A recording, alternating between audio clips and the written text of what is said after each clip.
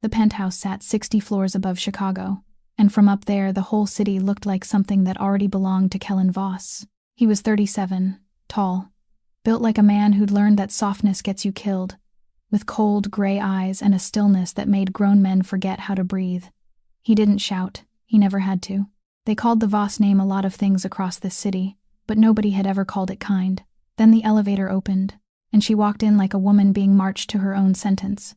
Her name was Faye Whitlock, 26, a diner waitress from the South Side with tired eyes and hands that still smelled of coffee and bleach.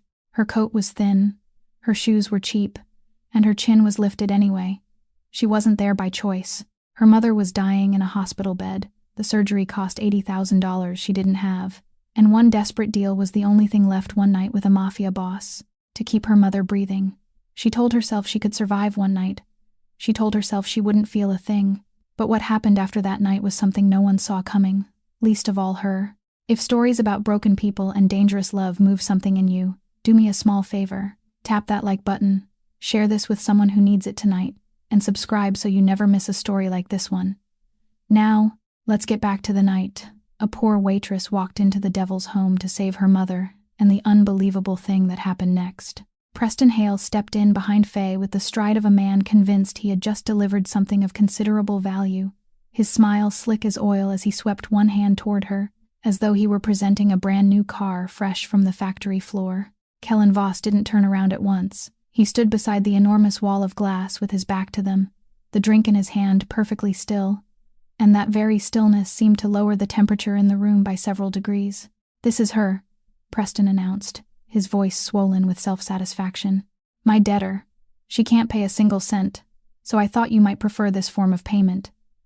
You know, clean merchandise, obedient, and desperately in need of saving." Kellen turned slowly. His gray eyes traveled over Faye once, not the way a man looked at a woman, but the way someone assessed an object that had been placed in the wrong room of his house.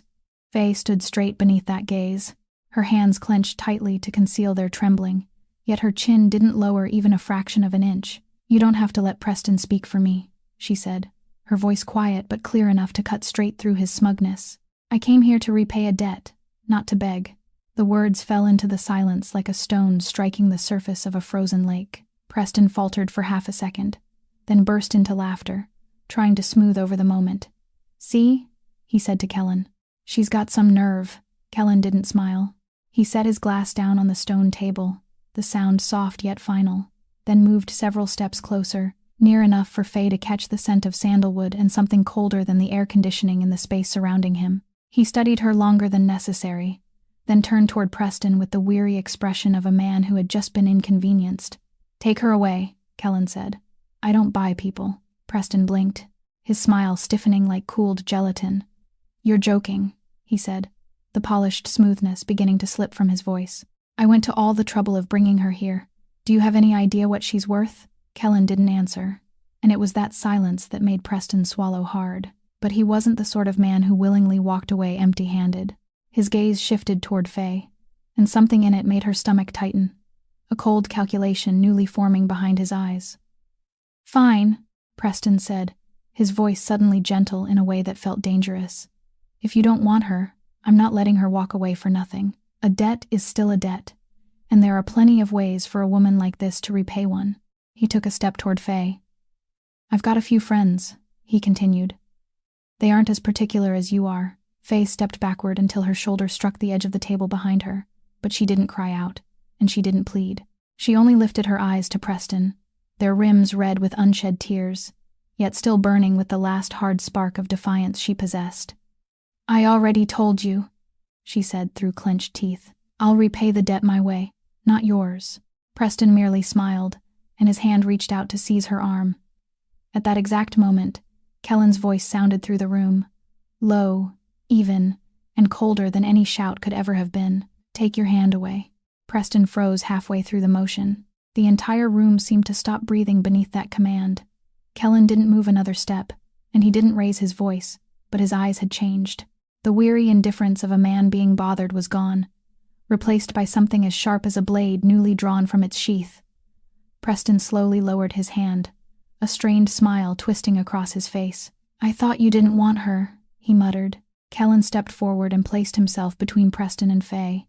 And when he spoke, every word landed with the weight of stone. "What I do or don't want," he said, "isn't yours to decide inside my home." Faye stood behind him, her heart pounding wildly, unable to understand what had just shifted in the air.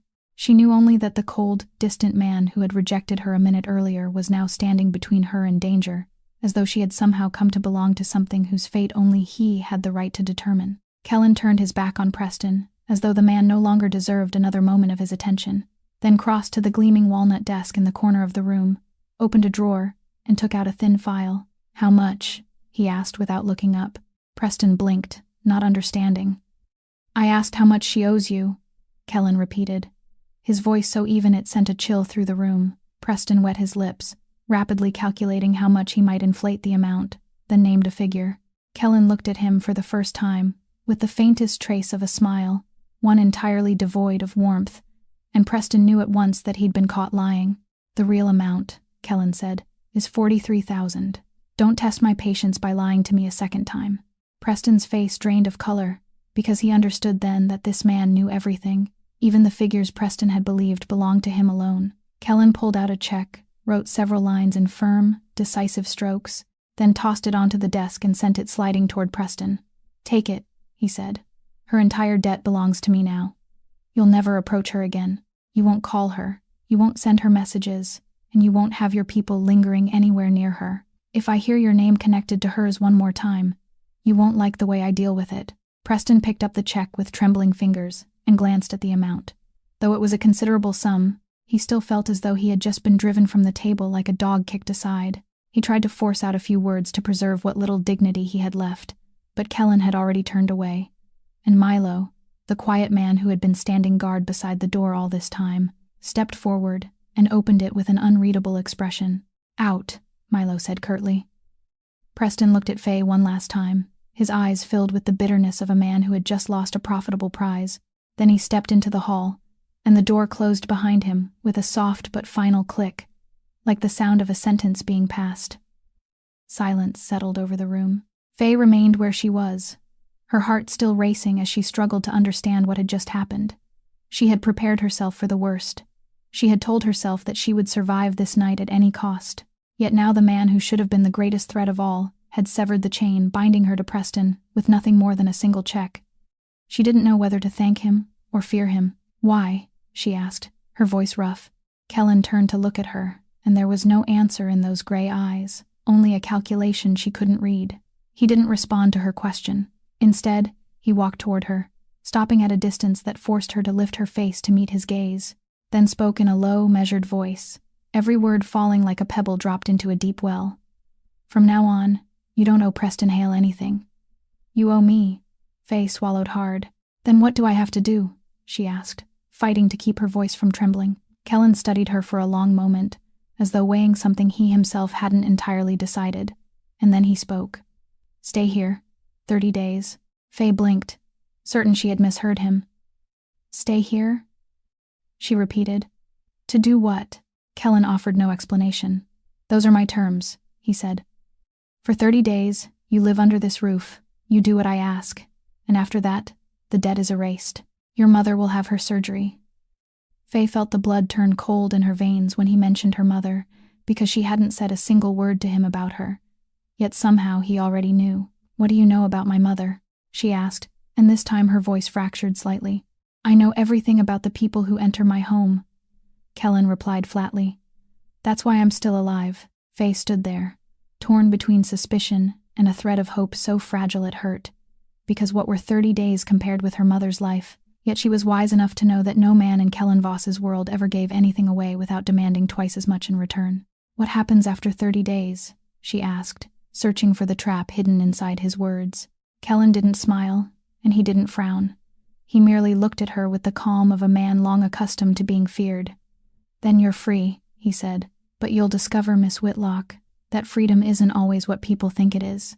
He turned away and gave Milo a signal, leaving Faye standing alone in the vast penthouse, surrounded by the glittering lights of the city, unable to understand whether she had just been rescued or had stepped deeper into a cage whose bars she had not yet learned to see.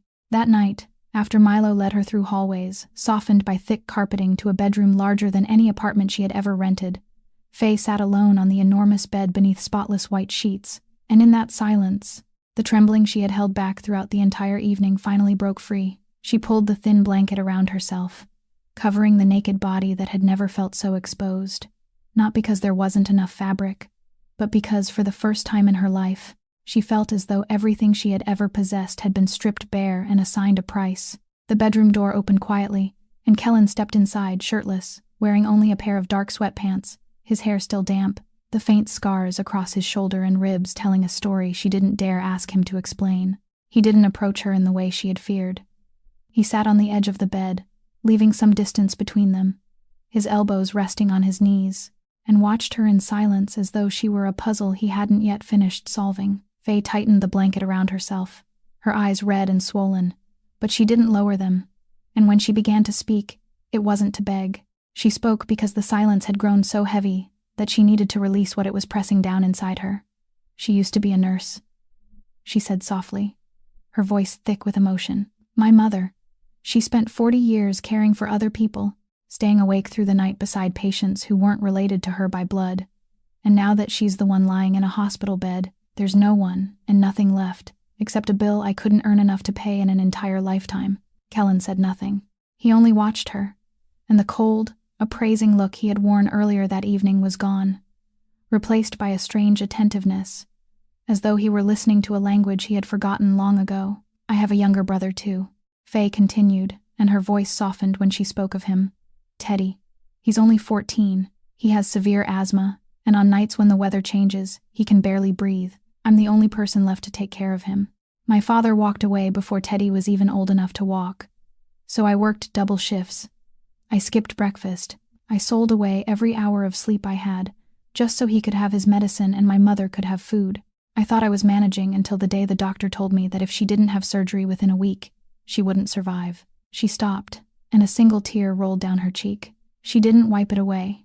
She simply let it fall. "Do you know what it feels like to have to choose between letting your mother die and doing what I did tonight?" she asked, though she didn't look at him, her gaze fixed on the darkness beyond the glass. "I'm not crying because I'm here. I'm crying because I have nothing left to sell.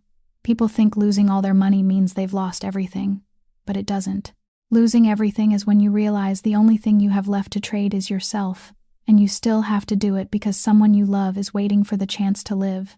Kellen remained still, but something in his posture had changed, a subtle tension gathering across his shoulders, as though her words had touched something he had buried for so long that he had forgotten it was still there. He had seen countless people enter this room to beg him for something: money, forgiveness, a life, and every one of them had cried. But their tears had always been demanding tears, carefully measured tears meant to move him. This woman wasn't asking him for anything. She sat before him, naked and broken. And she wasn't crying for herself. She was crying for a mother who had spent her entire life giving to others, and for a younger brother who couldn't breathe on nights when the weather turned, and that was why he couldn't look away from her. "You can consider me whatever you choose during these 30 days, Faye said, finally turning to meet his eyes, her face wet with tears though her voice had grown strangely steady. "But I want you to understand one thing. I'm not the merchandise Preston brought here. I'm a human being, and I'm sitting here tonight because I love my mother, not because I'm afraid of you." Kellen looked at her for a long time, and for the first time in many years, the man whose name made the entire city of Chicago hold its breath couldn't find a single word to answer her. He rose slowly, took the heavy blanket from the chair beside the bed, and placed it gently around her shoulders, the gesture so awkward that even he seemed surprised by it. "Get some sleep," he said quietly, his voice rougher than usual. "No one will touch you in this house." Then he walked out and closed the door behind him, remaining motionless for a long while in the darkened hallway, the warmth of her shoulder still lingering against his palm as he tried to understand why a small crack had just opened inside the place he had believed had turned to stone long ago. The following morning, Faye awoke beneath unfamiliar light pouring through the enormous glass window, and it took her several moments to remember where she was.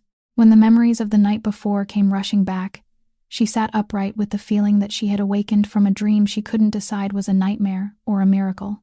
On the small table beside the bed sat a tray of breakfast that was still warm, and a brand new phone, its screen glowing with a message from an unnamed sender. "Check your mother's hospital account," Faye picked up the phone with trembling fingers and signed into the hospital portal using the identification number she had memorized after so many sleepless nights filled with worry. When the figure appeared on the screen, she had to look at it 3 times before she could believe it.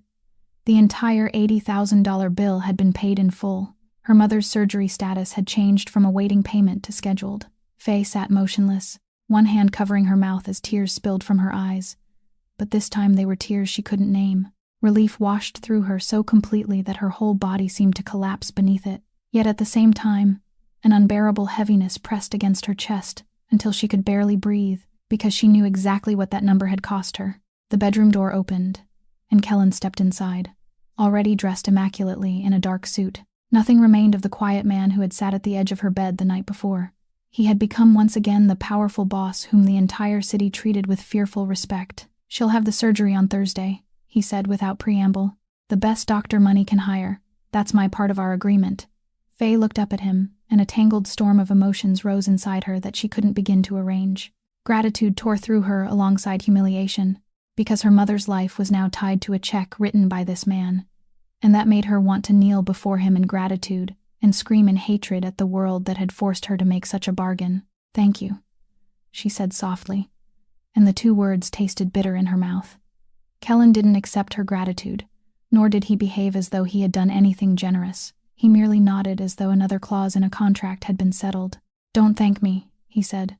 "This is a transaction, Miss Whitlock, not an act of kindness. You have your part, and I have mine." He turned aside, and a middle-aged woman in a neat uniform entered the room. "This is Mrs. Alden, the housekeeper. She'll take care of everything you need. Your belongings have already been brought here." Faye blinked, not understanding at first. What belongings? Then she realized that while she had been sleeping, Kellen's men had gone to her shabby apartment, gathered every meager possession she owned, and brought it all here in a single night without asking her permission even once. The realization sent a cold chill across the back of her neck, because it showed her exactly how deeply and how easily he could reach into her life. "You went into my room while I wasn't there," she said, her voice hardening. Kellen looked at her without the slightest trace of remorse. "You're living here for 30 days, he replied. "It makes more sense for you to have your own things." Faye rose from the bed, pulled the blanket around her shoulders, and walked toward the glass window, looking down at the city stretching far below. The buildings, the streets, even the South Side neighborhood where she had grown up now, appeared small and distant, as though they belonged to another lifetime. The penthouse was so beautiful it hurt. Everything within it was luxurious, soft, and warm, and that was precisely why it felt more like a cage than ever. A gilded cage, where she possessed everything except the right to walk away. "You may go anywhere inside this building," Kellen said, as though he could read her thoughts. "But when you leave, one of my men must accompany you.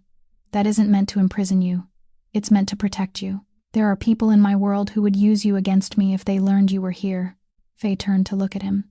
She wanted to ask why a poor waitress could possibly become a weapon against a man like him, but she held the question back, because she was beginning to understand that in this house, answers were always given in carefully measured drops, and only when someone chose to release them. 30 days, she told herself as she closed her eyes. Only 30 days, and then her mother would be well, and she would be free. But when she opened her eyes and found Kellen's quiet gaze watching her from across the room, she felt a vague and unsettling premonition that 30 days inside this man's world might change her in ways she couldn't yet imagine, and that escaping this beautiful cage wouldn't be nearly as easy as she believed. The first few days in the penthouse passed in a silence that nearly drove Faye mad, because she was accustomed to the noise of the diner, the hiss of food in hot pans, customers calling out their orders, and the sounds of hard lives colliding with one another, while here everything was so quiet that she could hear the beating of her own heart. Mrs. Alden served meals arranged as beautifully as anything in a fine restaurant, and Kellen's private chef sent up dishes whose names Faye couldn't even pronounce. Yet she found all of them strangely tasteless, not because they had been poorly prepared, but because they lacked the one thing she had grown up with, the warmth of a kitchen where someone who truly cared was cooking. By the 3rd day, she couldn't bear it any longer, and when Mrs. Alden asked what she would like for dinner, Faye rose and said that she wanted to cook for herself. The housekeeper froze as though Faye had just suggested setting fire to the building. Mr. Voss doesn't allow guests in the kitchen." But Faye was already walking into the vast marble kitchen and opening the refrigerator in search of the most ordinary ingredients she could find: eggs, onions, and a little bacon. The same things her mother had used to make dinner for her and Teddy during the years when money was scarce. She cooked as though she were back home, her hands moving quickly and confidently, and for the first time since entering this cold, lavish penthouse, she felt like herself again. Kellen returned home and caught the strangely familiar scent of food drifting from the kitchen, a scent his house, where every meal had always been prepared by hired hands, had never known before. He stopped in the doorway and saw Faye standing at the stove, her hair tied back in a careless knot, her sleeves rolled high, turning food in a skillet with a concentration he had never seen in her. For a moment, he simply stood there and watched, unable to understand why such an ordinary sight stirred an unfamiliar ache in his chest. "Mrs. Alden told you that you weren't allowed in the kitchen," he said. Faye startled and turned toward him, but she didn't appear frightened. She merely raised one eyebrow. "Then throw me out," she replied. "I'd rather be thrown out than eat one more meal when I don't even know what's in it." Kellen didn't throw her out. He walked inside, loosened his tie, and sat on one of the tall stools beside the kitchen island, silently watching her cook. Faye, instead of becoming self-conscious, moved with even greater determination, as though she had something to prove. She served 2 plates and pushed one toward him. A simple meal of eggs, bacon, and toast, the kind of food a man like him probably hadn't touched in years. "Eat," she said, not as a suggestion, but almost as an order. "It isn't the kind of luxury food you're used to, but at least it's real food, cooked by a real person." Kellen looked at the plate, then at her, and something flickered in his eyes, a rare moment of hesitation, before he picked up his fork and began to eat. He didn't say it was good, and he offered no praise, but he finished every bite slowly, and Faye realized that it was the first time she had seen him do anything that made him seem like an ordinary human being. They ate in silence, but it was a different kind of silence now. No longer the cold, guarded stillness of the previous days, but the quiet of 2 people cautiously learning one another while neither was willing to admit it. "Do you always say exactly what you think?" Kellen asked after he had finished, setting down his fork. "No one in my world does that." Faye shrugged as she gathered the plates. "I don't live in your world," she replied. "Where I come from, if you don't speak plainly, people will push you around until there's nothing left of you. Nobody has time for polite games when they're worried about paying the rent." Kellen watched her wash the dishes by hand, even though an expensive dishwasher stood beside her, and he couldn't understand why he found the sight so compelling. The way this woman refused to become part of the luxury surrounding her, the way she carried the hard strength of the South Side into the glittering penthouse without allowing it to swallow her whole. For years, he had lived among people who told him only what he wanted to hear: false smiles, flattering words, and fear disguised as loyalty. Now a woman stood in his own kitchen, arguing with him, ordering him to eat, and refusing to pretend she was anyone other than herself. He rose, and before leaving the kitchen, he paused for a moment without turning around. "Dinner was good," he said, his voice so quiet she almost didn't hear him. And then he walked away, leaving Faye motionless beside the sink, her hands still wet, wondering why those 3 brief words had made her heart beat faster than she wanted to admit. The only thing that made Faye's days in this place of restraint bearable was the phone Kellen had given her, because every evening, when the entire building sank into silence, she would retreat to a corner of her room and call Teddy, her 14-year-old brother, who was staying with Mrs. Kowalski, the elderly neighbor from their floor who had taken him in after their mother was admitted to the hospital. "Faye, where are you?" Teddy asked during their first call, his voice hoarse after a recent struggle to breathe, and Faye had to bite her lip to keep her own voice from breaking as she lied and told him she had found a new job that paid well, that she had to stay at work for a little while, and that she would come home to get him soon. Through the phone, she heard the wheezing in his chest, a sound so familiar that she could tell from the first breath whether he would be able to sleep that night, and her heart tightened when she realized she couldn't be there to sit him upright, pat his back, and place the inhaler in his hand as she had done for so many years. "Do you still have enough medicine?" she asked. And when Teddy gave her an evasive, uncertain answer, she knew immediately that his inhaler was nearly empty, the medication costing almost an entire day of her wages for each one. She had no cash left. Everything she possessed now lay under Kellen's control, so that night she remained awake, her mind racing through one desperate calculation after another, and the following morning, she secretly removed the small silver earrings her mother had given her when she turned 18. the only possession she had left with any real value, intending to ask Mrs. Alden to pawn them so she could buy medicine for her brother. But Faye didn't know that nothing escaped Kellen's notice inside that house, that every phone call she made, every sleepless night she endured, and every time her voice tightened when she spoke about her younger brother was quietly reported to him by Milo. One afternoon, while Faye sat beside the window with the phone pressed to her ear, trying to coax Teddy into taking his medication from across the city, she didn't realize that Kellen was standing in the hallway listening. He heard the way her voice changed when she spoke to the boy, gentle, patient, and filled with a kind of love no one had ever given him. And he heard the way she lied to Teddy, telling him that everything was fine, that she was eating well, that she wasn't tired at all, even though Kellen knew she had lost weight and dark shadows had formed beneath her eyes. He didn't enter the room, and he didn't ask any questions. He simply turned and walked away. The following morning, when Teddy awoke at Mrs. Kowalski's apartment, someone knocked at the door, and a quiet man in a dark suit stood outside holding a large bag filled with medicine, not only inhalers, but also expensive preventive medications. Faye had never been able to afford, along with an appointment with one of the finest respiratory specialists in the city, everything already paid in full. There was no message, and no name from the sender. Mrs. Kowalski called Faye in alarm, and when Faye heard what had happened, she went completely still, because she had never told Kellen that Teddy was running out of medicine, and she had never asked him for anything on her brother's behalf. That evening, she went to find him, her mother's earrings still resting inside her pocket, and stood before him with gratitude and a confusion so fierce it bordered on anger, fighting across her face. "It was you," she said, not as a question. Kellen was seated with a file open in his hands, and he didn't look up. "I don't know what you're talking about," he replied flatly. "Teddy's medicine," Faye said, her voice trembling. "The doctor. All of it. You didn't have to do that. It wasn't part of our agreement." Kellen finally lifted his gaze to her. His eyes weren't soft, and he still wore that calm, unreadable expression, but something lay hidden beneath it that she couldn't understand. "A child who can't breathe isn't a matter for an agreement," he said, then lowered his eyes to the file again, as though he had stated the most obvious truth in the world. Faye remained where she was, her throat tightening, and she wanted to ask why a man the entire city called heartless would concern himself with medicine for a boy he had never met. But she didn't ask, because she was afraid of the answer, or perhaps even more afraid that there would be no answer at all.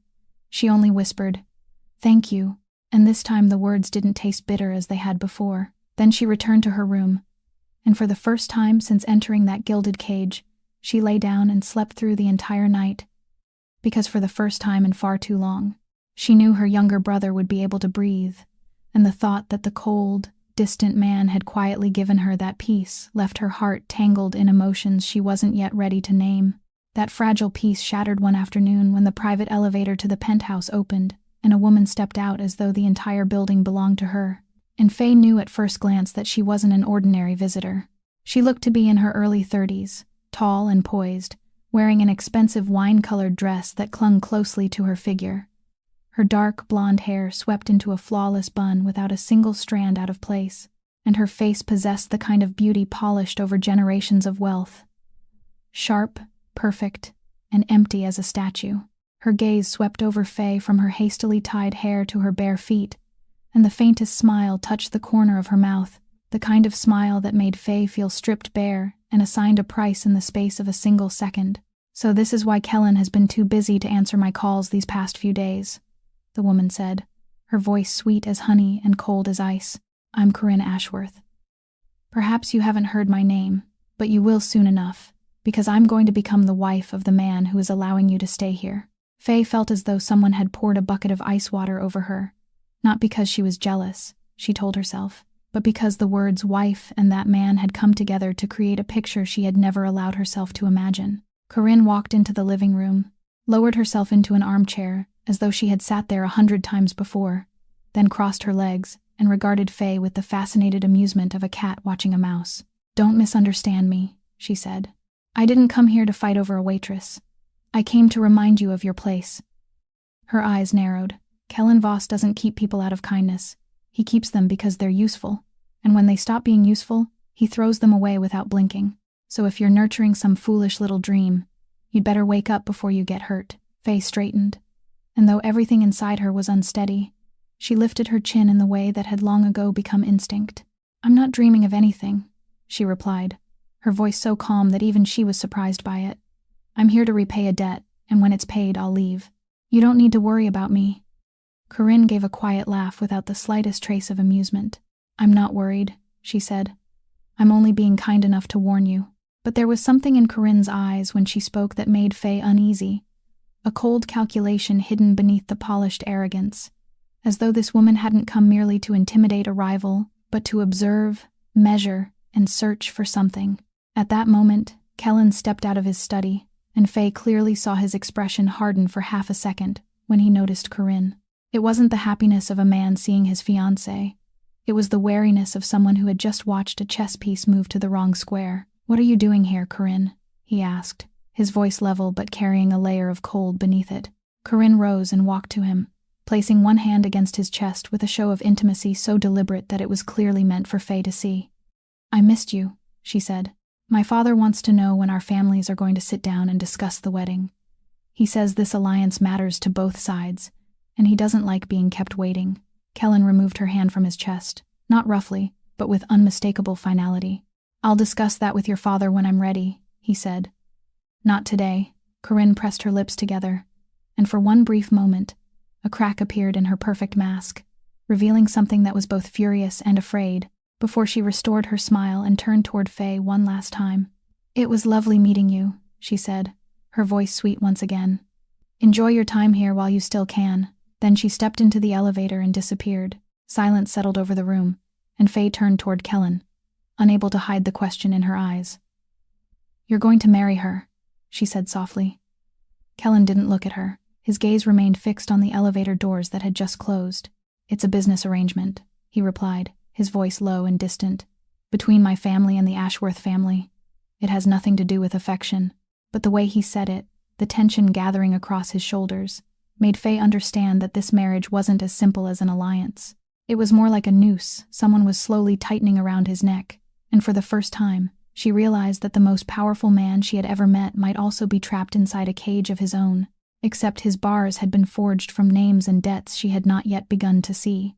In the days following Corinne's visit, Faye began to notice that the atmosphere inside the penthouse had changed, not in the way people treated her, but in the tension gathering among Kellen's men, an undercurrent running through the hallways like electricity in the air before a storm.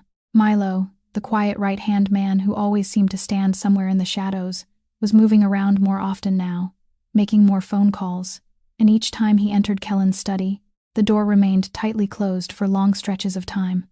Faye didn't try to listen, but in a home that silent, fragments of anxiety still found their way to her ears.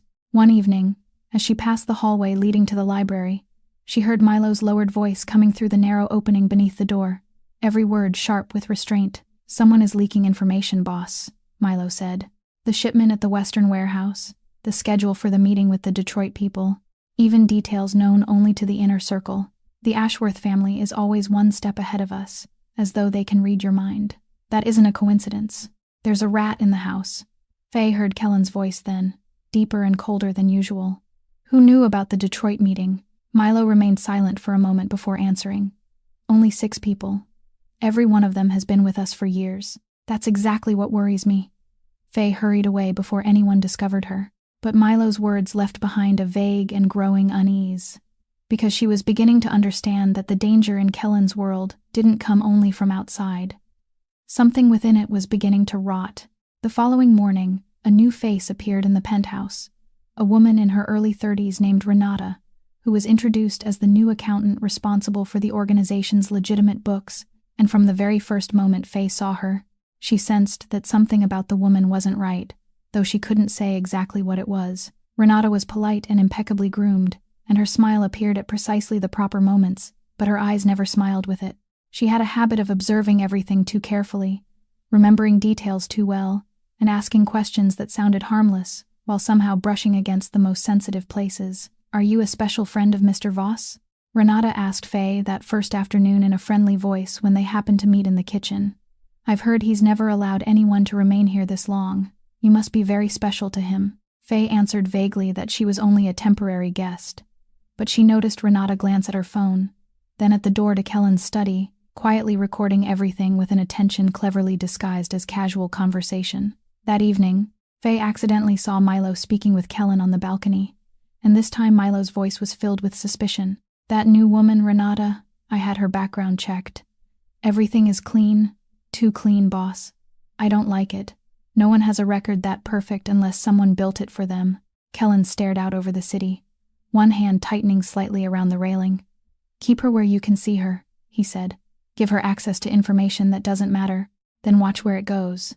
If she's the rat, she'll reveal herself." Faye left the hallway with her heart pounding, because she now realized that she was living inside a web filled with watching eyes and listening ears, where anyone might be a traitor, and the gilded cage she had believed held only her was also imprisoning an entire empire, trembling beneath the weight of suspicion. That night, she lay awake, and the thought that sent a chill along her spine wasn't the danger posed by the Ashworth family or by Renata. It was the question of why she had begun to worry about Kellen Voss's safety, when he was supposed to be nothing more than the man who owned her debt. With a deep and unsettling realization, she understood that while she had been counting down the 30 days until her freedom, something inside her had quietly begun to take his side, and that was more dangerous than any rat hiding within the walls of this house. It happened on a rainy night when Faye couldn't sleep and went downstairs to the kitchen for a glass of water. As she passed Kellen's empty study, she heard a quiet voice coming from behind the partially open door. An instinct made her stop. It was Renata, standing with her back to the doorway, the phone pressed close to her ear, her voice low and urgent, completely unlike the sweetness she wore during the day. "Yes, the Western Port, tonight," she whispered. "He'll be there at 1 o'clock in the morning to oversee the shipment, with only 2 escort vehicles. This is your opportunity. Don't waste it. The fuel depot is north of the pier. One flame in the right place, and the entire area will become a sea of fire, and he won't have time to escape." Faye stood frozen in the darkness of the hallway, her heart pounding so violently that she feared Renata might hear it, and in a single instant, every scattered piece finally fell into place. The rat Milo had been searching for was this woman, and tonight they intended to kill Kellen. Faye backed away one careful step at a time, barely breathing, and once she was far enough away, she turned and ran as fast as she could toward her room. She grabbed the phone and realized she didn't have Kellen's number, only the one number he had instructed her to use in an emergency, Milo's. She called with fingers trembling so badly she could barely hold the phone, and when Milo answered in a guarded voice, Faye spoke so quickly she nearly stumbled over the words. "Don't let Mr. Voss go to the Western Port tonight. Renata is the traitor. I just heard her giving someone information. They're planning to set fire to the fuel depot when he arrives. Please believe me." Silence held the other end of the line for one long, suffocating moment. Then Milo began asking for every detail, and Faye repeated everything she had heard. The fuel depot north of the pier, 1 o'clock in the morning, 2 escort vehicles. "He's already on his way there," Milo said, his voice suddenly urgent, and then the call ended. The minutes that followed were the longest of Faye's life. She sank to the floor of her room with the phone clutched tightly in both hands, not knowing whether her warning had come in time, not knowing whether the man would still be alive when the sun rose. And it was in that desperate stretch of waiting that she finally understood with painful clarity how terrified she was of losing him. At the Western Port, Kellen's convoy had just turned onto the road leading down toward the pier, when Milo's phone rang inside the vehicle. After a few brief seconds of conversation, Milo shouted for the driver to turn around immediately. The car surged forward, tires screaming as it swung back. In the exact moment, a massive ball of fire erupted from the fuel depot and tore open the darkness.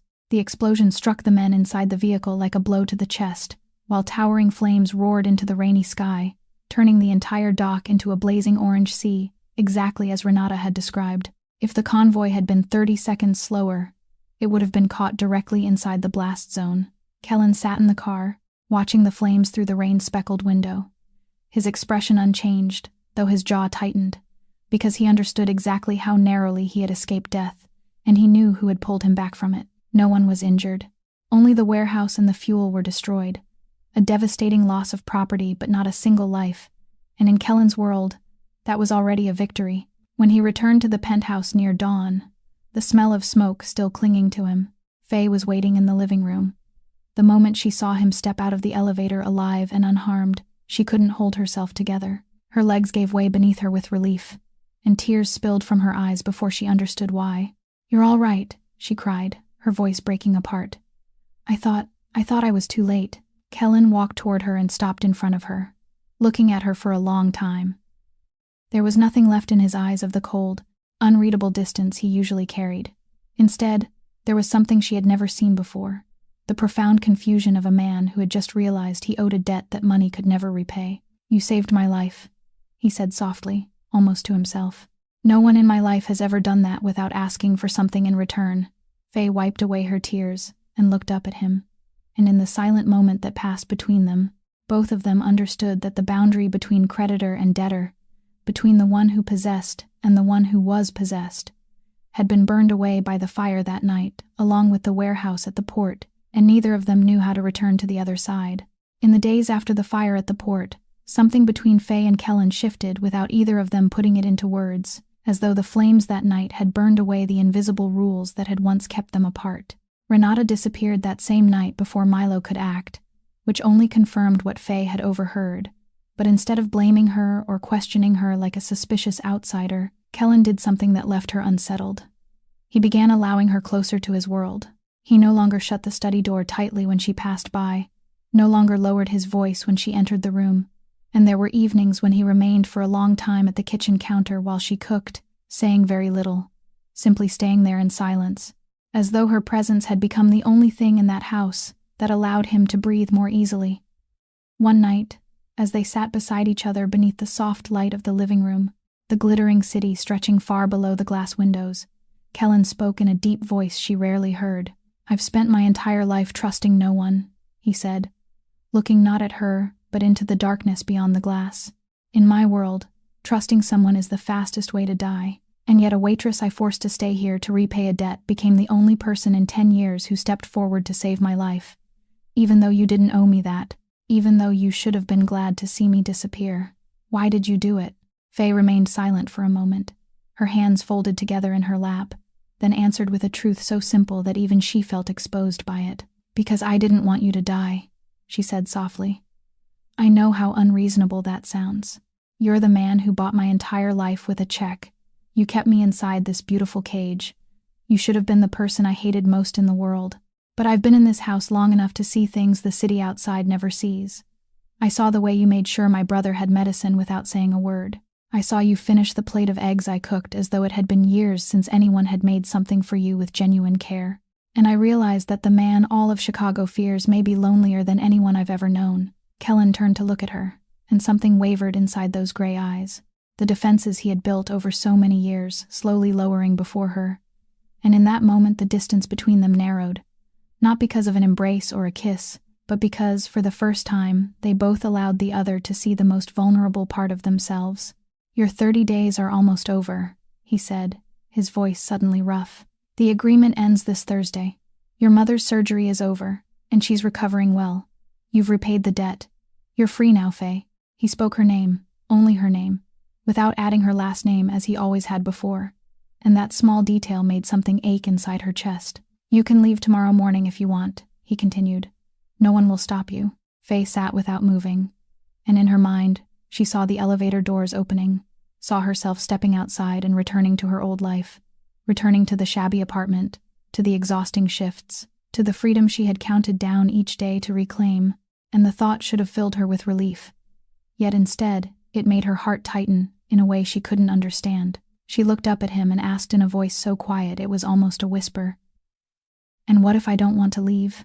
The question hung between them, and Faye felt her entire body tense at the recklessness of it, because she had just removed with her own hands the 30-day limit that had once been her lifeline. She had stepped beyond the safety of a contract with a clearly defined ending and into a place with no map.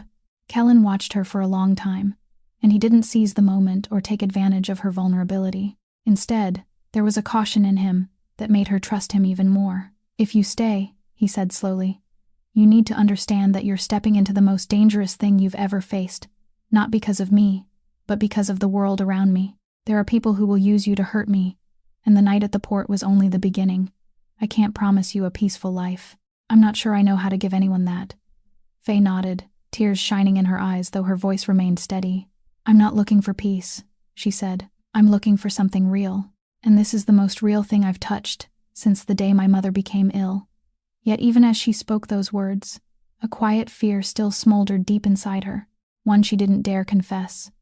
The fear that everything unfolding between them might only be another part of what had begun with a contract, that perhaps in Kellen Voss's calculating mind, she was only another clause, another arrangement she had not yet fully seen. And because of that fear, when he lifted his hand and gently touched her cheek, she closed her eyes and allowed herself to believe, if only for that night, that there were things in this world no check could ever purchase, not even the wildly beating heart inside her own chest. After deciding to stay, Faye began allowing herself to visit her mother more often, always accompanied by one of Kellen's men for protection, and it was during one of those hospital visits that the entire picture she believed she had understood suddenly shattered and reformed into something entirely different. That day, her mother, Deborah, had recovered enough to sit up and talk, a little color having returned to her face after the surgery, and when Faye sat beside the bed and took her hand, Deborah smiled and said something that left her stunned. "You know, your man is very thoughtful," Deborah said, her voice still weak but her eyes warm. "He didn't just pay for the surgery. He also arranged all of my chemotherapy afterward, an entire rehabilitation program lasting a full year, and the doctor said everything has already been paid in advance. I don't have to worry about a single cent anymore." Faye sat motionless, her fingers slowly turning cold, because she knew perfectly well that her agreement with Kellen included only $80,000 for the surgery. Nothing more. There hadn't been a single line about chemotherapy, rehabilitation, or the long year of treatment still waiting ahead. She stammered and asked her mother again to make sure, and Deborah nodded, even showing her the confirmation document from the hospital, which clearly stated that all long-term treatment expenses had been paid by an anonymous third party, discreetly and without a name. Faye left the hospital room with her thoughts spinning, and on her way out, she stopped by the respiratory department, where Teddy had just finished one of his routine follow-up appointments. There, she discovered something else. It wasn't only the medicine he had received before. Every medical expense for her brother since then, every appointment with one of the finest specialists in the city, every costly preventive medication, and an entire long-term treatment plan designed to control his asthma had all been arranged in advance, quietly, consistently, without a single announcement, and without being mentioned even once. She stood in the hospital hallway, clutching the papers in her hand as a feeling both warm and painfully sharp rose in her throat, because the image of Kellen Voss she had built in her mind all this time, the image of a cold, calculating boss who understood only transactions and advantage, the man who constantly insisted that this was business rather than kindness, was now collapsing before her eyes. She remembered the night he had insisted that paying the hospital bill was merely his part of their agreement. She remembered the way he had dismissed her gratitude as though he despised the very idea of kindness, and now she understood that all along, he had quietly done far more than he had ever promised. What moved her most wasn't the amount of money, but the fact that he had deliberately hidden it, as though he were afraid of being seen doing something compassionate, as though kindness were a weakness he couldn't allow himself to reveal. That evening, she returned to the penthouse and found Kellen in his study, his head lowered over a stack of documents beneath the warm light of the desk lamp. She stood in the doorway for a long moment, simply looking at him, then stepped inside and placed the hospital confirmation papers on the desk in front of him. Kellen glanced at them, and for one brief instant, she saw his shoulders stiffen, the reaction of a man who had been caught doing something he had intended to keep hidden. "Why didn't you tell me?" Faye asked, her voice trembling. "My mother's chemotherapy, a full year of treatment, all of Teddy's medicine, his doctors, none of that was part of our agreement. You paid for everything quietly, all this time, and you let me believe you were only doing your part." Kellen didn't look up at once. He set down his pen, and when he finally met her eyes, his face still held its familiar composure. But there was something deeply human behind his gaze. "Because if I had told you," he answered slowly, "you would have believed you owed me again. And I didn't want you to stay, because of another debt." Tears filled Faye's eyes. Not the tears of humiliation she had shed during those first days, but the tears of a heart realizing just how profoundly it had misunderstood another person. She walked around the desk and stood in front of him, then spoke through the tightness in her throat. "People call you heartless," she whispered. "The entire city fears the name Voss. They say you're ruthless, that you have no mercy, but they don't know what you've done for a woman you owed nothing to, or for a boy you've never even met." Kellen rose, and in that moment, almost no distance remained between them. He looked down at her with the eyes of a man exhausted from having to be hard his entire life. "Don't turn me into a good man, Faye," he said softly, his voice almost pleading. "I've done too many things you can't imagine. But you're the only person who has ever made me want to become something different from the man I've always been." And Faye, standing there in the warm golden light of the room, looking at the man the entire world had misunderstood, realized that the feeling she had once been afraid to name had grown larger than her fear, and that no matter how dangerous the road ahead might be, she no longer wanted to turn back. It began with a phone call to the hospital one afternoon while Faye was sitting beside her mother's bed, and after a long hesitation, as though she were deciding whether to reopen an old wound, Deborah finally took her daughter's hand and said that a man had contacted her, someone who claimed to know about their family from a time long ago. Before Faye could fully understand what she meant, Milo informed her several days later, while she was at the penthouse, that a visitor had come to see her, and the strange part was that he had found his way there, to a place almost no one outside Kellen's circle knew she was staying. When the man stepped out of the elevator, Faye felt something peculiar travel down her spine, because he appeared to be in his early 30s, tall, with dark brown hair and a strong, resolute face, but it was his eyes that made her go still. A pale shade of blue-gray exactly like her own, so similar that it felt like looking into a mirror. "Hello, Faye," the man said, his voice quiet and slightly unsteady. "I know this is going to be difficult to believe, and I'm sorry for appearing so suddenly. My name is Grayson Mercer." He paused, drawing in a breath as though gathering his courage, then continued, "I believe I'm your brother." Faye stood motionless, the entire room seeming to tilt beneath her feet, because she had never known she had a brother. Her mother had never mentioned one, and for a moment she was certain this had to be some kind of deception aimed at her. "I don't have a brother," she said defensively. "Who are you, and what do you want?" Grayson didn't appear offended. He nodded as though he had expected that response, then reached into his coat and took out an old photograph, yellowed with age, offering it to her with careful hands. Faye accepted it, and when she looked down, her heart seemed to stop, because the picture showed her mother as a very young woman holding a newborn baby girl, while beside her stood a smiling boy of about 5, and on the back of the photograph, in handwriting Faye immediately recognized as her mother's, were the words, "Grayson and Faye, that spring."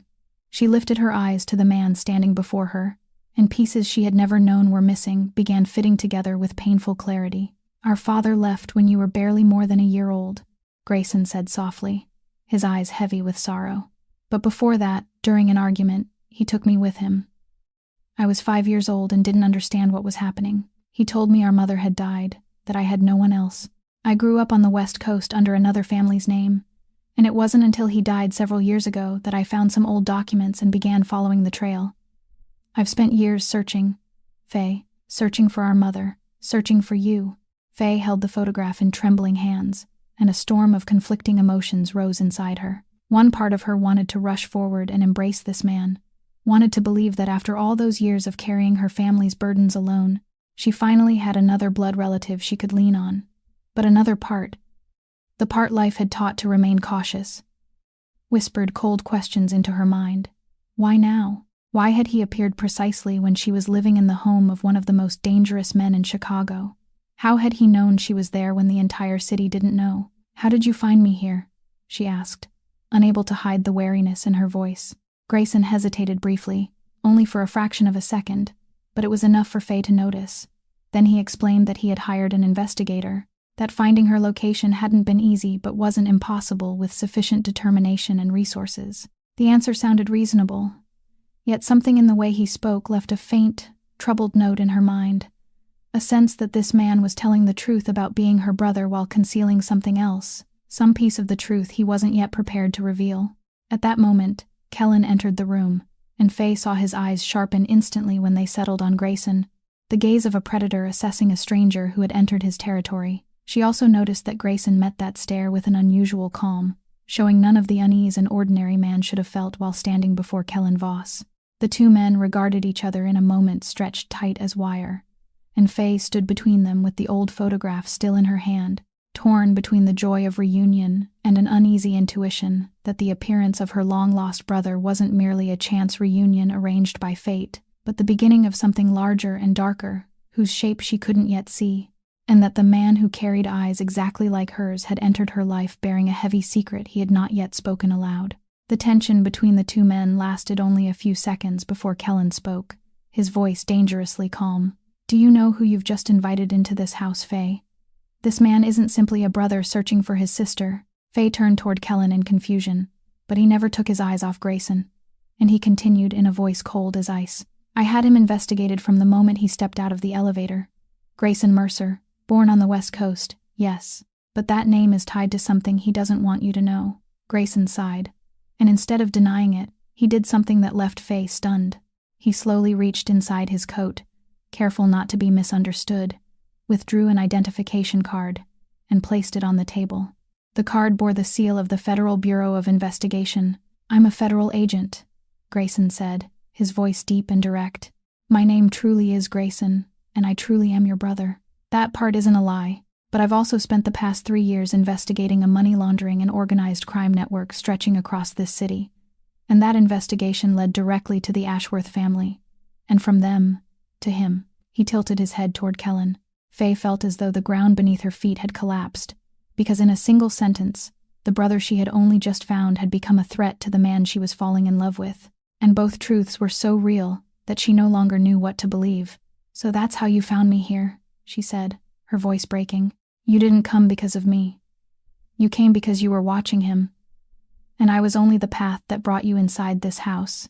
Grayson turned toward her, and for the first time, his professional composure cracked, revealing genuine pain beneath it. "No," he said urgently. "When I began this investigation, I had no idea you were my sister. I discovered it halfway through, while tracing the people connected to Voss, and it stopped me cold. Faye, the little sister I had searched for my entire life, was living in the home of the very man I had been assigned to bring down. Do you think I wanted that? Both truths are real, and that's exactly what's tearing me apart." Kellen stepped forward, and for one moment Faye thought the two men were about to attack each other, but Grayson moved first. He walked straight up to Kellen and, without warning, swung his fist. The blow struck Kellen squarely across the jaw with a hard, dry thud, and Kellen staggered back half a step, blood appearing at the corner of his mouth. But he didn't strike back, didn't give Milo an order, and didn't do anything except straighten himself and wipe his lip with the back of his hand, his expression strangely calm. Grayson stood there with his chest rising and falling, and his voice trembled with anger that had been building for days. "That punch," he said through clenched teeth, "was for the night you bought my sister as though she were merchandise. It was for locking her inside this gilded cage and calling it protection. She carried her entire family alone from the time she was still a child. She sold her sleep and her dignity to save our mother. And you, with all your money and power, looked at her as nothing more than a debt to collect." Faye opened her mouth to intervene, but Kellen raised one hand to stop her, and what he did next surprised both her and Grayson. "You're right," Kellen said, his voice low and entirely without defense. "I deserved that punch, and far more than that. The night she entered my home, I looked at her as something that could be bought and sold, exactly as you said. I was wrong. I can't change the way it began, but I can tell you the truth. Your sister changed something inside me that I believed had died a long time ago, and if there is one thing I know with absolute certainty in this world of lies, it is that I will never allow anyone to hurt her, even if the price is my own life." Silence settled over the room. Grayson stared at Kellen, searching his eyes for any trace of deception, but he found none, and that seemed to confuse him more than his anger had. Faye stood between the two most important men in her life, one a blood relative she had only just recovered, the other a love only beginning to bloom, and they were standing on opposite sides of a war she still didn't fully understand. "There's something you need to know," Grayson finally said, his voice less tense but still heavy. "The Ashworth family isn't your partner. They're building a trap around you, and the marriage to Corinne is only one part of it. If you truly want to protect Faye, then you and I may need to stand on the same side, no matter how much we both despise the thought." And in that moment, when the eyes of an outlaw and an officer of the law met over the one thing they shared, the safety of the woman standing between them, Faye understood that everything had just entered an entirely new chapter, more dangerous than anything that had come before. After that tense confrontation, an uneasy truce formed between Kellen and Grayson, and in the penthouse study that night, Grayson spread across the desk the files he had quietly gathered over 3 years, revealing a picture so disturbing that even Kellen, a man who believed he had seen through every power game in the city, fell silent. Senator Benedict Ashworth, Corinne's father, wasn't the respected statesman his public image suggested, but the man directing one of the largest money-laundering operations in the Midwest, using political influence and legitimate donations to wash the dirty money flowing through a network of shell companies. Grayson pointed to a complicated chart crowded with names and arrows, explaining that for years the Voss organization had unknowingly become the perfect piece in Ashworth's plan, because Kellen's empire controlled the ports, warehouses, and transportation routes, everything Ashworth needed to move money and goods without leaving any trace on his own hands. The marriage to Corinne was never meant to be an alliance between two equal powers, Grayson said, his expression grave. It's a noose. Once you marry Corinne, every Ashworth operation will be routed through your companies.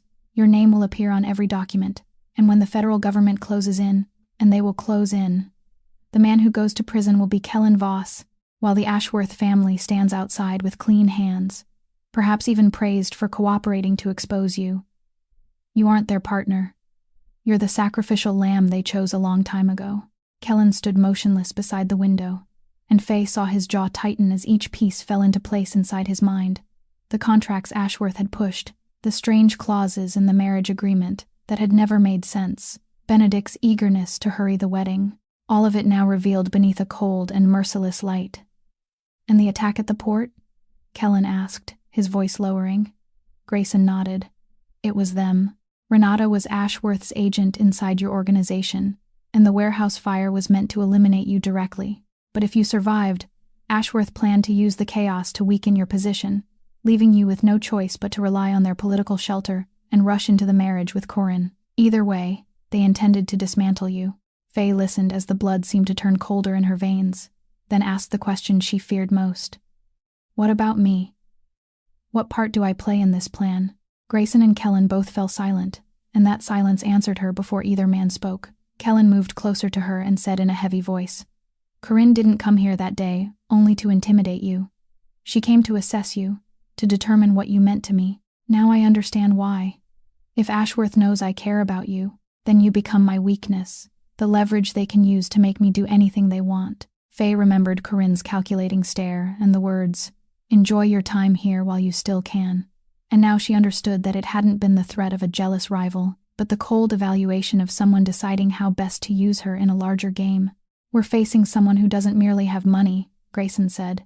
He has political power, police officers in his pocket, judges in his contacts, even federal agents I don't dare trust, because I have no idea which of them Ashworth has bought. That's why I've worked almost entirely alone for the past 3 years, and that's why I need you, Voss. You have evidence from the inside that I could never obtain. Transactions, meetings, information that could bring down the entire Ashworth empire. But the moment you give it to me, you expose yourself as well. Kellen looked at Faye for a long time, then turned his gaze toward Grayson, and there was a calculation in his gray eyes that made the entire room hold its breath, because everyone understood that he stood before a choice that would determine his future, whether to cling to the empire he had spent his life building, or risk everything to protect the woman who had quietly awakened the last human part of him. And as Faye watched him struggle in silence, she realized with a new and terrible fear that the trap Ashworth had set no longer surrounded only Kellen. It had now wrapped itself around her, around Teddy, around the mother recovering in the hospital, and escaping it would require all of them to cross a line from which none of them could ever turn back. The blow came on a morning that had seemed peaceful, when Faye was preparing to visit her mother at the hospital, and her phone began to vibrate with an unfamiliar number. The moment she answered, a man's voice, deep and so politely controlled that it sent a chill through her, sounded on the other end. Good morning, Miss Whitlock. I believe it's time we had a conversation about the future of the people you love.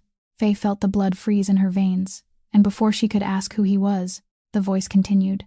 There's a boy named Teddy, 14 years old, who often has trouble breathing when the weather changes. Isn't that right? The boy is with us. Don't worry. We have his medicine ready. We wouldn't want him to suffer an attack. At least not yet.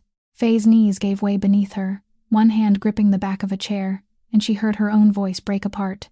Please, don't hurt him. He's only a child. What do you want? The voice remained calm with a cruelty that made it even more terrifying. We want very little, Miss Whitlock. Within the next few days, Federal agents will ask you to give a statement. You will testify that Kellen Voss coerced you, held you against your will, and that he was the man behind every illegal activity you witnessed inside that house. You will sign the statement we provide. In return, your brother will be sent home unharmed, and so will your mother, the woman lying weak and vulnerable in a hospital where, I must say, the security is disturbingly inadequate. Faye understood at once the threat hidden beneath those words, that not only Teddy, but also her mother, still recovering from surgery and at the most fragile stage of her healing, was within their reach, and panic rose so violently that it closed around her throat. She ended the call and ran to find Kellen, and as she told him everything through broken sobs, she watched his face darken in a way she had never seen before, not with loud, explosive rage, but with a deadly coldness spreading from his eyes. Milo was summoned immediately, and within minutes calls were being made and men were being sent across the city, but every piece of news that returned made the situation more desperate. Mrs. Kowalski was found in a state of panic, explaining that several men in suits had arrived claiming to be from Child Protective Services. They had documents that looked completely authentic, and Teddy had gone with them without suspicion. At the same time, Grayson called with urgency in his voice and reported that a new case file targeting Kellen had just appeared inside the federal system. Most frightening of all, it included a murder charge. The body of a man believed to be one of Kellen's former rivals had been discovered, and every piece of evidence, from the weapon to the witnesses, had been arranged with meticulous care to point directly at him. They don't only want you to testify against him, Grayson said. They're framing him for a crime that carries a sentence of life in prison, or worse. Ashworth wants Voss erased completely and permanently, and they're using your brother as the key. Faye collapsed onto the floor as the entire world spun around her, because everything she loved had been placed on the scales at once. Teddy was in the hands of merciless people. Her mother lay helpless inside a hospital that was no longer safe, and the man she loved was being driven into a trap that could steal his freedom forever. She looked up at Kellen through her tears and spoke in a trembling voice filled with desperate resolve. If I testify against you, they'll release Teddy. I can do it. I can lie. I'll take responsibility for everything. I'll say whatever they want, as long as my brother is safe. Kellen knelt in front of her, took hold of both her shoulders, and looked directly into her eyes with a fierce tenderness she had never seen in him before. Listen to me, Faye, he said quietly but firmly. If you sign that statement, they won't release Teddy. They'll kill both of you one way or another, because your testimony will only make you another dangerous loose end they need to erase. This is how people like them operate. You have to trust me. We will bring Teddy home, but not by playing according to their rules. Faye stared at him, and in the most desperate moment of her life, she had to make an unbearable choice, placing the life of her little brother in her faith in a man the entire city called a devil. When she nodded through her tears, she understood that she had crossed the final threshold, the place beyond which there was no turning back, where all of them would either fight together or lose everything together. And somewhere outside, in a place she didn't know, her younger brother was struggling to breathe in the darkness, waiting for the sister who had promised she would never abandon him. That night, after Faye finally collapsed into an exhausted sleep beneath the weight of her fear, Kellen sat alone in the darkness of his study, an open safe before him, and inside it lay the thing he had guarded for years as insurance for his own survival, a hard drive containing evidence of every transaction, every meeting, and every link in the network Ashworth had worked so carefully to conceal, information Kellen had quietly collected in case he ever needed leverage to preserve his empire. He understood perfectly well that as long as he kept it hidden and left it untouched, he could continue to survive, continue to negotiate, continue searching for some path that might allow him to protect the Voss empire he had sacrificed his youth, his blood, and his soul to build. But as he held the hard drive in his hand, he also understood an equally brutal truth, that the moment he surrendered it to the federal government, he wouldn't merely bring Ashworth down. He would expose himself as well. He would tear apart with his own hands every wall of protection he had built around himself, transforming himself from an untouchable man into someone standing naked beneath the full light of the law, stripped of all power, all safety, and everything that had once made the name Voss something to fear. Throughout his entire life, he had never placed anything above his own survival or the survival of his empire. That was the rule that had kept him alive for 20 years, in a world where compassion was a mark of death. And now he sat there, torn between the man he had always been and the man a poor waitress had awakened inside him without even trying. Milo entered, and the moment he saw the hard drive in Kellen's hand, he understood what his boss was considering. "Boss," he said carefully, "once you give that away, there'll be no turning back. Ashworth will fall, yes, but so will we. Everything you built, everyone who depends on you, all of it will change forever. Are you certain you want to do this for one woman?" Kellen remained silent for a long time, his eyes fixed on the hard drive, while images of Faye moved through his mind. Faye sitting on the bed that first night and crying not for herself but for her mother and brother. Faye standing in his kitchen arguing with him and ordering him to eat the plate of eggs she had cooked with her own hands. Faye collapsing with relief when she saw him return alive from the port. And he realized that she had given him something his empire, his money, and his power had never been able to provide. The feeling of being loved by someone, not because of who he was or what he possessed, but in spite of all of it. "No, Milo," he finally said, his voice low but steady as stone. "I'm not doing this for one woman. I'm doing it because for the first time in my life, I understand that an empire built on fear is only another cage, more beautiful perhaps, but still a cage. She taught me that without ever knowing it, and I'd rather lose everything I have than become the man who sat still and allowed a 14-year-old boy to suffocate in the darkness just to protect his throne." The following morning, Kellen summoned Grayson, and to the agent's astonishment, he placed the hard drive on the desk and pushed it toward him. "This is everything," Kellen said. "Everything you need to bring down Benedict Ashworth. Every account, every shell company, every official he owns, every transaction from the past 10 years. It's also enough to bury me, and I know that." Grayson looked at the hard drive, then at Kellen, and a profound confusion appeared on the agent's face, because he had spent 3 years hating the name Voss, seeing this man as the embodiment of everything he had sworn to fight, yet now that same man was willingly placing his freedom into Grayson's hands to save a boy and a woman. "Why?" Grayson asked quietly. "You could run. You have enough resources to disappear from this country in a single night. Why are you doing this?" Kellen looked toward the door beyond which Faye was sleeping and answered with the calm voice of a man who had already made his decision. "Because running would mean leaving her to face them alone, and I swore that as long as I'm alive, that will never happen. You want to bring Ashworth down. I want to save her family. This time, we want the same thing. So are we working together, Agent Mercer?" Grayson looked at the man before him for a long time, the man he should have been placing in handcuffs, and then he extended his hand. It was a handshake between an outlaw and an officer of the law, an alliance neither of them had ever imagined, forged not by law or crime, but by the one thing stronger than both, the determination to protect the people they loved. And in the moment their hands closed around each other, Faye awakened in the next room, unaware that the man she loved had just placed his entire kingdom on the table in exchange for her brother's life. The rescue plan was drawn up through a tense collaboration between Kellen's underground network and Grayson's federal authority, and the key lay in tracking Renata, whom Grayson believed was still in contact with the place where Teddy was being held. Milo had quietly traced her through a monitored phone call, and the signal led to an abandoned warehouse on the southern outskirts of the city, one of the anonymous properties Grayson had connected to Ashworth's shell companies. Rather than rushing in with an armed assault that might place Teddy in danger, Grayson assembled a federal tactical team he trusted, while Kellen's men took responsibility for cutting the power and disabling the kidnappers' communication systems from outside. When darkness fell, both forces moved toward the warehouse together, and amid the confusion that erupted when the electricity was suddenly cut, the agents entered according to procedure, subduing the guards without firing a single shot that caused injury or death. Everything unfolded with such speed, precision, and control that even Grayson was surprised by how naturally the two sides worked together despite having always stood at opposite ends of the law. Teddy was found in a small room at the back, curled up in a corner, his face pale and his breathing strained from fear, but otherwise unharmed, and the moment he saw Faye rush inside and wrap him in her arms was the moment every danger they had faced became worthwhile. "I'm here," Faye sobbed, holding him tightly against her. "I promised I would never leave you."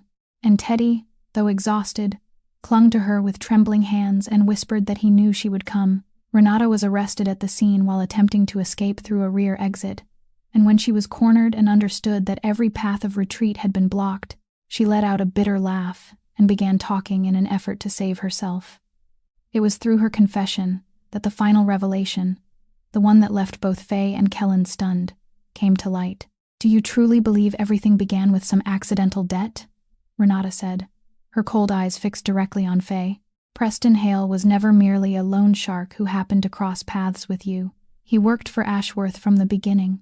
Ashworth arranged for you to fall into debt. He calculated every step needed to force you onto the exact path that would lead to Voss's penthouse. He staged the night you were delivered there like a piece of merchandise. You were never an accident, Miss Whitlock. You were a chess piece placed on the board from the very first move. A living trap planted in Voss's life so that you could become the weakness we would exploit when the time came." Faye stood frozen, feeling as though the ground beneath her feet had split open.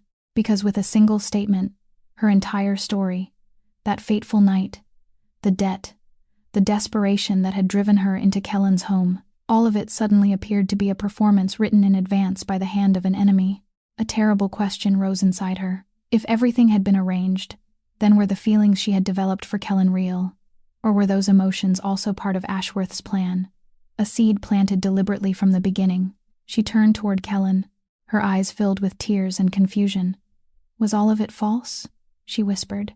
"The reason I came here, what happened between us, was all of it arranged by them?" Kellen stepped toward her, took her hand, and looked directly into her eyes with an unwavering certainty. "Listen to me, Faye," he said, his voice low and firm. "They may have arranged the night you entered my home. They may have created the debt and calculated every move required to bring you here. But there is one thing no one in this world could ever arrange or force, and that is what happened between us afterward. They brought you to my door, yes, but they couldn't order you to save my life at the port that night. They couldn't force you to cook the first meal in years that made me feel human again. They couldn't program the way my heart changed when I was with you. The beginning may have been built on lies, but what grew between us is real, more real than anything else in my entire life." Faye looked at him through her tears, searching those gray eyes for any trace of deception, and she found nothing except a sincerity so bare and unguarded that it tightened her throat. In that moment, inside the cold warehouse with her younger brother clinging to her and the man she loved holding her hand, Faye understood that no matter how dark the origin of everything had been, the love that had grown between them remained the one thing in the entire performance that no one had arranged. And that small but powerful truth would become their final weapon against the man who had been pulling every string from the shadows. With Kellen's hard drive in hand, together with Renata's testimony, Grayson and the federal colleagues he trusted now possessed a body of evidence powerful enough to shake an entire political empire, and they moved quickly before Ashworth could realize that the balance of power had shifted. Within 48 hours, search warrants were executed simultaneously across the city. Bank accounts were frozen, shell companies were locked down, and the tangled network Benedict Ashworth had spent 10 years weaving began unraveling one link at a time, like a rotting net hauled from the water. The evidence was also released to the media with calculated precision, and when the first reports exploded across the news, the Ashworth name, long associated with respectability and political power, suddenly became the center of the greatest scandal Chicago had witnessed in years. The partners who had once gathered eagerly around Benedict hurried to distance themselves. His political allies abruptly stopped answering their phones, and the empire that had seemed untouchable began collapsing beneath the weight of the very crimes it had concealed. Benedict Ashworth was arrested at his private residence, and even as the handcuffs closed around the wrists of the man who had once manipulated an entire underground network, he continued shouting threats about his connections, his expensive lawyers, and how he would make everyone pay. Along with him, Preston, Hale, and the rest of Ashworth's loan-sharking operatives were rounded up and taken into federal custody. But this time, no one feared his name, because once light entered the darkness, power built within the shadows vanished like mist. The charges against him included not only organized crime and money laundering, but attempted murder as well, because the evidence surrounding the scheme to frame Kellen for homicide, the attack at the port, and the kidnapping of a 14-year-old boy revealed the full extent of his cruelty. Corinne didn't escape either. Emails, phone calls, and financial transactions proved that she hadn't been an innocent piece in her father's game, but an active accomplice in his plan, the woman who had personally evaluated Faye as a weakness to exploit and eagerly pushed the trap of marriage forward so the noose around Kellen's neck could finally be tightened. When the police arrived to take her away, the flawless mask of arrogance she had always worn finally shattered, revealing the naked fear of someone who had just realized that all the luxury and influence she had known since childhood couldn't purchase an escape from the consequences of her own actions. Yet, what stunned the city even more than the collapse of the Ashworth family was what Kellen Voss did next. Instead of quietly retreating into the shadows as a man from the underworld normally would, he called a public press conference and stood before rows of cameras and reporters, with the calm of someone who had fully accepted his decision. He announced the end of every alliance with the Ashworth family, confirmed that the arranged marriage would never take place, and then said what no one had expected, that he would cooperate fully with the federal investigation, surrender everything he knew, and begin the process of transforming all his business operations into legitimate and transparent enterprises under the supervision of the law. The entire room fell silent, because there was no precedent for such a thing. A powerful crime boss voluntarily stepping out of the darkness and dismantling with his own hands the empire he had built through fear. Though some might question his motives, the act still represented a complete reversal of power, as the man who had once stood at the summit of the underworld chose to bow before something greater than power itself. Faye stood quietly at the back of the room watching him, and she understood the price he was paying for that decision. She understood that he was abandoning everything that had once defined him, not to polish his public image, but because he had truly changed. Grayson stepped beside her, and for the first time since his arrival, the look he gave Kellen was no longer that of an agent studying a suspect, but one of cautious respect for a man who had chosen to do the right thing when he had every reason to do the opposite. He quietly told Faye that the road ahead for Kellen wouldn't be easy, that there would be trials, negotiations, and years spent answering for the past, but that for the first time, he believed the man had a genuine chance to begin again. And as Faye watched Kellen standing beneath the blinding flashes of the cameras, she knew that no matter how many storms still waited ahead, they would face them together, no longer as creditor and debtor, no longer as the one who possessed and the one who was possessed, but as two people who had walked through the darkness side by side and chosen to move toward the light.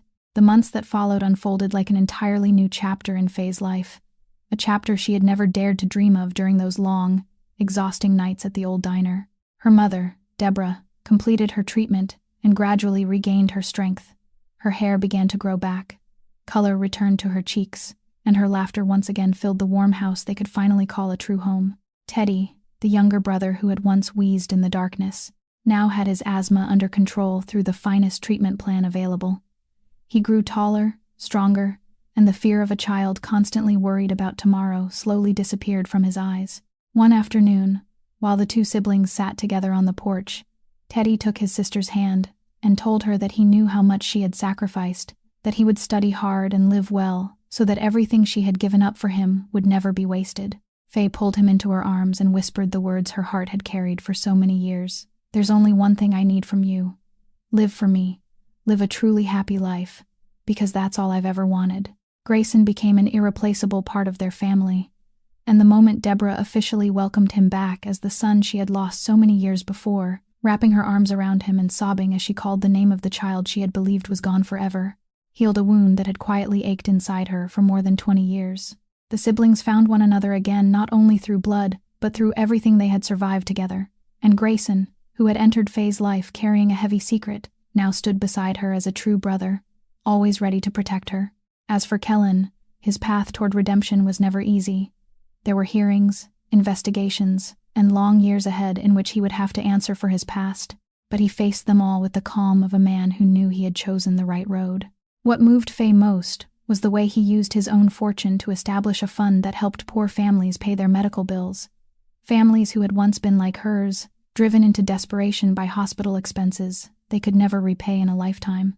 He called it his way of making amends for the same system that had crushed people like her, and each time he watched another family receive help, Faye saw a light in his eyes that money and power had never given him.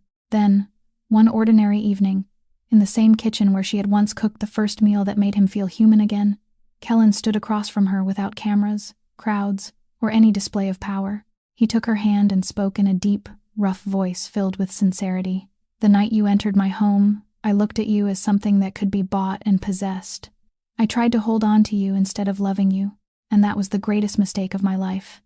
But you taught me that no human being can ever be bought or sold, that a person's dignity is worth more than any empire, and that real love isn't possession. It's giving the person you love the freedom to be fully themselves. I don't want to own you anymore, Faye. I only want to choose you, willingly, every day, for the rest of my life." He lowered himself onto one knee, and in the gray eyes that had once terrified, there was now only tenderness and a trembling hope as he asked her to become his wife. Faye, the woman who had once been delivered to him as though she were merchandise on a fateful night, now stood before him as a whole person, loved and respected, and she began to cry as she nodded and said yes. In that moment, all the pain they had endured seemed to fade, giving way to a new beginning built on understanding and deep respect. The story of Faye and Kellen leaves us with a powerful lesson that the value of a human being can never be measured by the money in a bank account or the circumstances into which they were born, that even in the darkest and most desperate situations, dignity and self-respect remain things no one has the right to take away, and that true love isn't possession or control, but respect, the desire to see the person you love live fully and freely. Their story also reminds us that people are always capable of change, that no one must be defined forever by the mistakes of the past, and that sincere redemption, even when it comes late, can still open the way toward a new life. If this story touched your heart, please subscribe to our channel, press the like button, and share it so we can continue bringing you more meaningful and captivating stories every day. How did this story make you feel? And what did it remind you of in the real world around us, especially the people who quietly fight for their families each day? Please leave a comment and share what you truly feel, because we always want to hear your honest thoughts and experiences. Thank you for staying with us until the very final moment, and may everyone watching this video be blessed with good health, happiness in each new day, and peace within the soul. Goodbye, and we'll see you again in the next videos.